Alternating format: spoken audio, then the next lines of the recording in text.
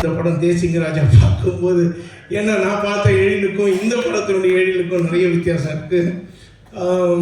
First ஃப்ரேமில் இருந்து நான் எங்கே ரீரெக்கார்டிங் வாசிக்கணும்னு எனக்கு சந்தேகமாகவே இருந்தது. ஏன்னா கடைசி ஃப்ரேம் வரைக்கும் பேசிக்கிட்டே இருக்காங்க, காமெடி பண்ணிக்கிட்டே இருக்காங்க. நான் கேட்டேன் நான். அண்ட் விமலோட எனக்கு I think this my second film, கரெக்டாக நம்ம கருப்பண்ணி படம் பண்ணியிருக்கோம். வாசிக்கிறது, அதாவது இந்த கீபோர்ட்ஸு ப்ரோக்ராமிங்கு இதெல்லாம் வந்து எளிதாகி இருக்கலாம்.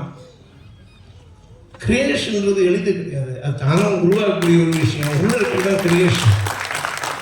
ஸோ டெக்னாலஜி அதிகமானதுனால வந்து கிரியேஷன் அதிகமாகிடுன்றது கிடையாது, உள்ள இருந்து தான் வெளியே வர்றதுக்கு இல்லையா.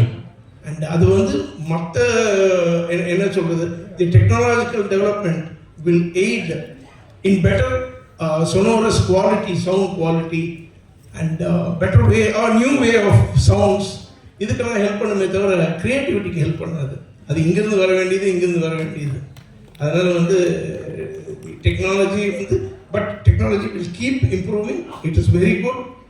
அதை வந்து நம்மளுடைய கிரியேட்டிவிட்டிக்கு சேர்த்துட்டு எவ்வளோ அழகாக நம்ம கொடுக்குறோன்றது தான் ரொம்ப முக்கியம். இந்தியர்களின் இதய குரல் மக்களோசை.